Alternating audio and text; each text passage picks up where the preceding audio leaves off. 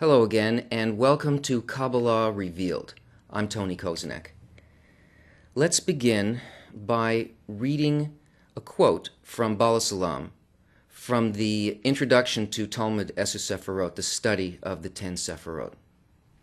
He says, "Therefore, we must ask, why then did the Kabbalists obligate each person to study the wisdom of Kabbalah? Indeed, there's a great thing in it, worthy of being publicized.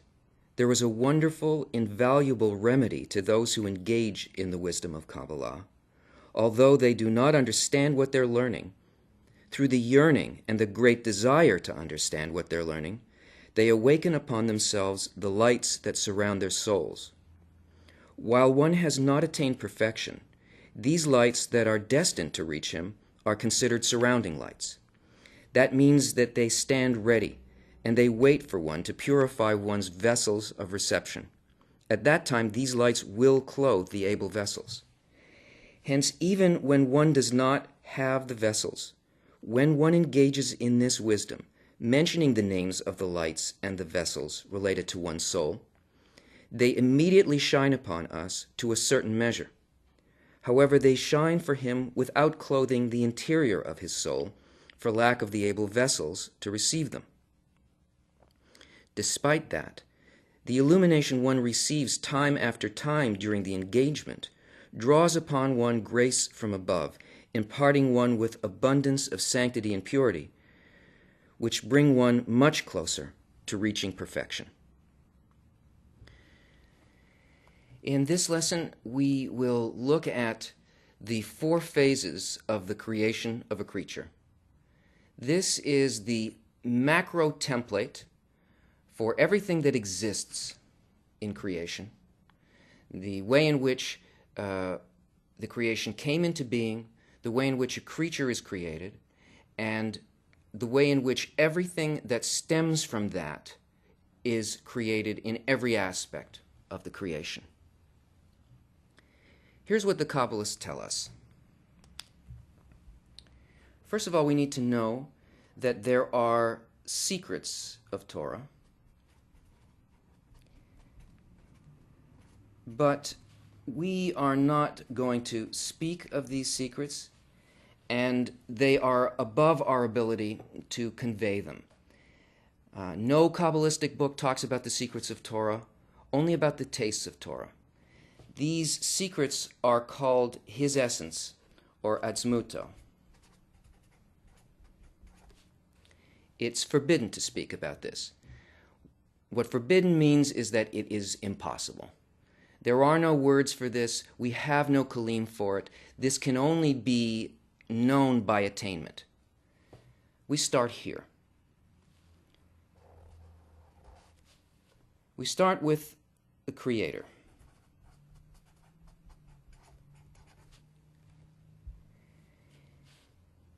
The Kabbalists tell us that the initial thought of the Creator, those who have attained this level, tell us that everything began with an intention.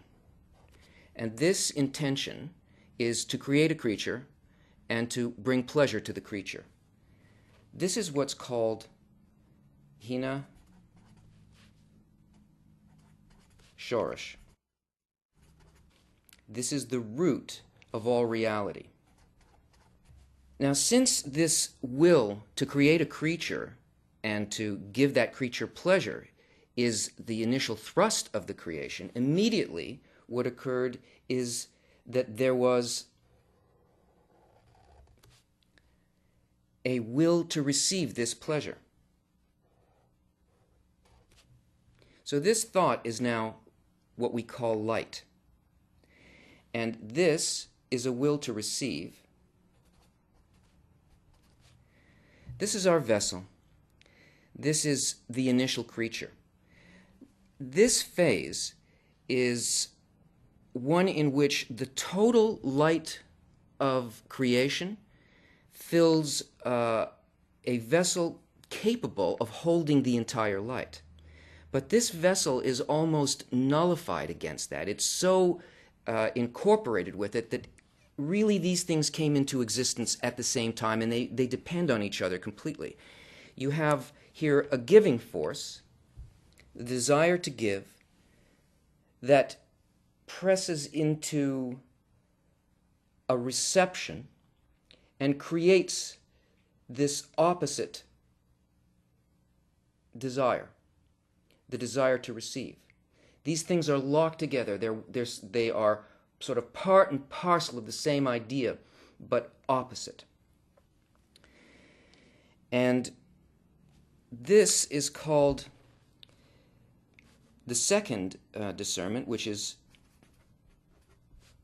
Bihina Aleph. Aleph is the first letter of the Hebrew alphabet, and it has the value 1. And this is the first discernment. Now, what happens when the light enters this first kli, the will to receive, is that the will to receive feels the pleasure, but the light also imparts something about its own nature into the kli. And something happens as a result of feeling this. When this light goes all the way down and reaches the total filling within this will to receive, the vessel begins to sense something about the nature of the light itself. And since this is only a will to receive, it makes a movement based on its programming, and it notices that there is a giver. So the first discernment is there is a giver. In other words, this is the first thing that is not the creator. It has a sensation that there is a giving mode and there's a receiving mode. It's in existence, in relation to something. Now this first, let's look at this first and second part here in terms of Sephirot.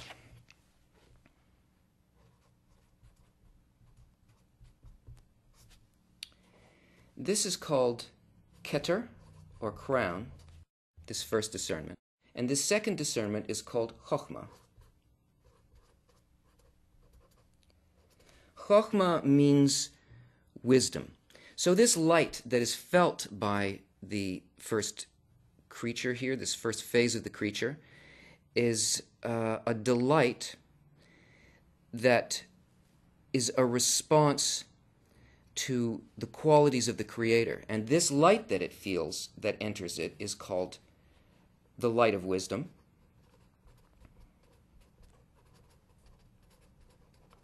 Or Chokhmah. So anytime that you hear the word wisdom in Kabbalistic texts, it's talking about this quality of this phase. Now, something happens here. And as a result of feeling that there is a giver, it also feels the pleasure of the desire to give. And it wants this pleasure because it is a will to receive. So in this desire, a new discernment appears.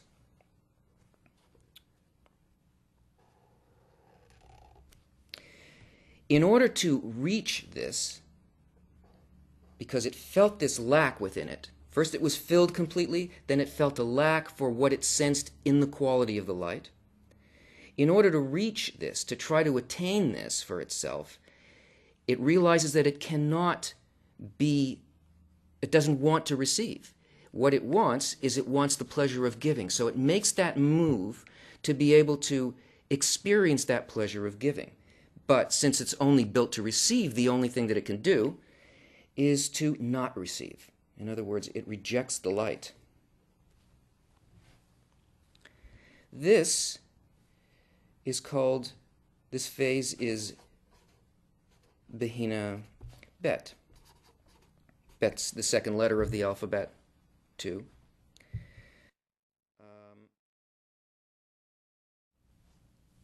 And the perception that it has is that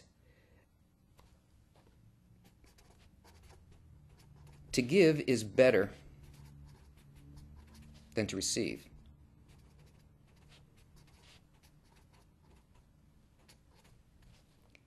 It is a desire to give. Now, Here, we have a very interesting thing occurring. We have two phases that have moved, this one moving to this one, has moved to its complete opposite. This is a desire to receive, and this one is a desire to give. This sephira is called Bina. Bina comes from the word hitboninut, which means to observe.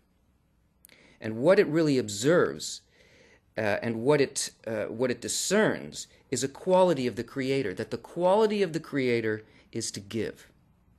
So this is a quality of giving, this Sephira Bina, this Bechina Bet, this phase 2. This is a 0 phase, 1, 2. Now in this state of emptiness, there is another discernment that comes to the vessel. Now, I want you to notice that what is being spoken about in each one of these bechinot, each one of these discernments, is not about the action of the light. The action of the light is always the same. It always only uses this primary law, this the will to create a creature and to fulfill that creature. That's the only thing the light does. What we're speaking about are discernments, changes within the kli, within the desire, within the creature. So here in the inside of Bechina Bet, in the lack of light, there is a discernment that happens that its nature is actually to receive, that it can't exist without the light of wisdom. This rejection of the light, this passing back of the light, is called the light of mercy.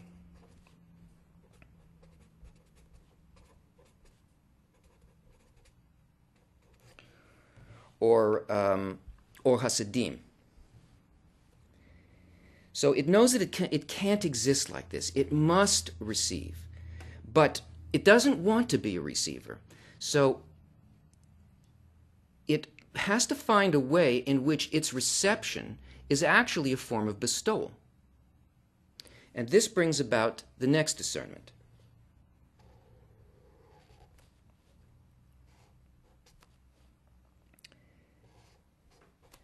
This is Bechina Gimel, third letter of the alphabet.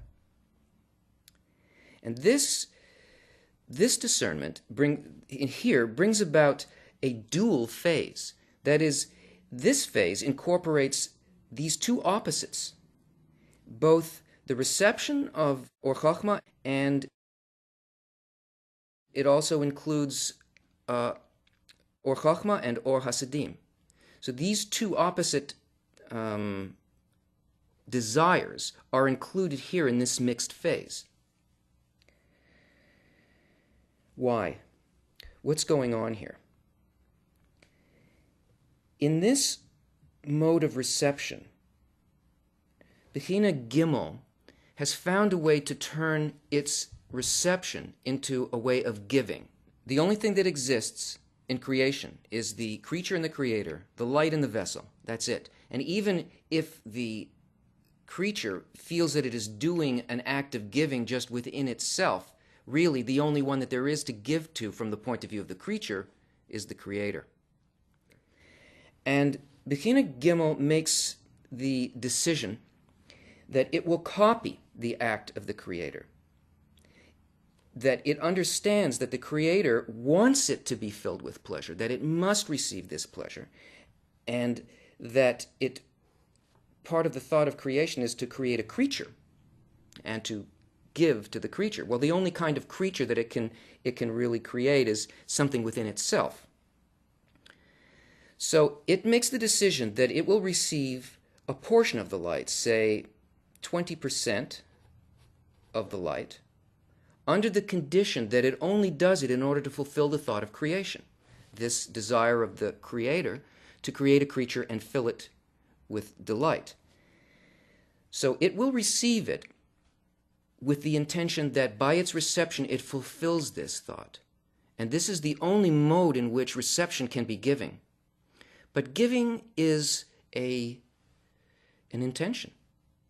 It doesn't matter what the act is, it's an intention. So this is really in similarity of form with this to a certain degree. This 80% of Or Hasidim, of the returning light, it's still pleasure, it's still light coming into it, but she pays no attention to it here. This mixed phase in Sephirot is called Zer Anpin.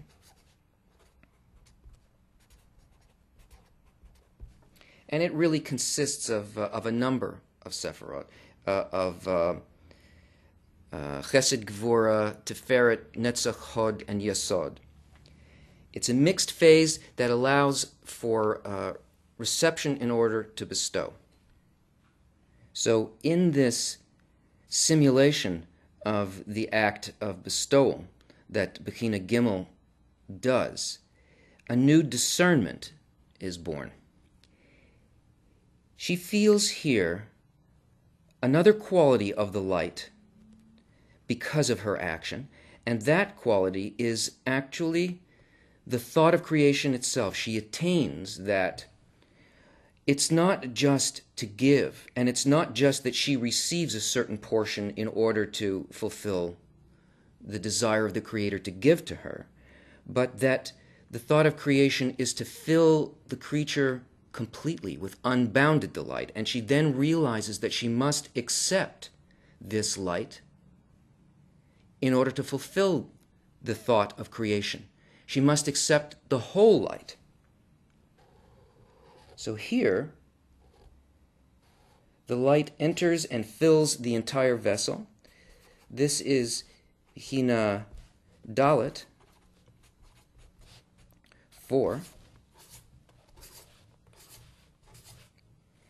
But this is very different than Bechina Aleph. Even though it looks the same, something very different has occurred here. Because here, in 1, 2, 3, and 4, all of these actions were not independent actions. These were all actions done by the Creator. The force of the light, the response, and the desire created in each one of these were actions done by the Creator. Here, something entirely new happens. This is an independent desire to be and do precisely what the Creator had placed there. So here, in the intention to receive all of this light, there is the possibility of the equivalence of form with the very thought of creation itself. At this point, everything changes for the creature. There is a restriction, a change in the nature of desire that happens here. Instead of receiving, as she did, direct light and trying to achieve this for herself, she feels here, because of this discernment, this last discernment that she had, she feels the stature of the Creator. And now she no longer wants the doing part of creation, the direct light. What she wants is the mind of the Creator, the thinking part of the creation. She wants to reach equivalence of form with the Creator, which is in fact the intention of the Creator in the first place. So here we have the beginning of everything else in creation. We have an independent creature. So this fourth phase in Sephirot is called Malchut. Malchut comes from the word king or kingdom. It means that everything is ruled here by desire. Now here, this new intention, not to receive for herself alone, because she feels the stature of the Creator, she feels a shame at the manner of reception, and this is called a restriction. The first tzimtzum. And from now on, she pursues the thought behind creation and not the actions of creation. So here we have this Malchut, the beginning of creation. And this vessel, this number 4 Bechina, is called Olam Ein Sof. That is, world without end. And all worlds and souls extend from here. Every part of creation uses exactly this form. This process, this macro template, is also the 4-letter name of God. You've seen it. There's the tip of the Yod, K, the Vav, and the lower He, the Havaya.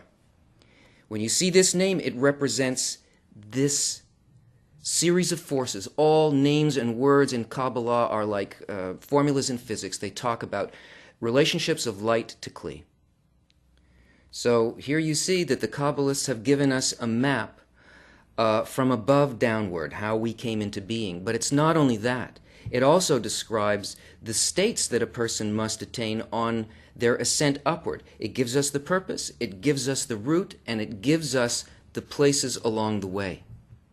And that's what the creature does once it makes this restriction. It starts to build a system of worlds so that it can attain the thought of creation, but as an independent desire and become equal to the Creator.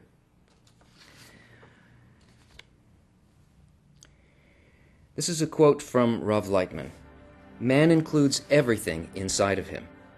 If man does correction, it means that accordingly the entire creation approaches the Creator. Therefore, man has to correct only himself. Man who elevates brings up with him all of the worlds. That's why it's said that all the worlds were created for man. Join us again next time when we will learn about the primary tool of attainment, the building of a screen, the sensor that allows us to feel the thought of the Creator and to attain equivalence of form with Him. See you then.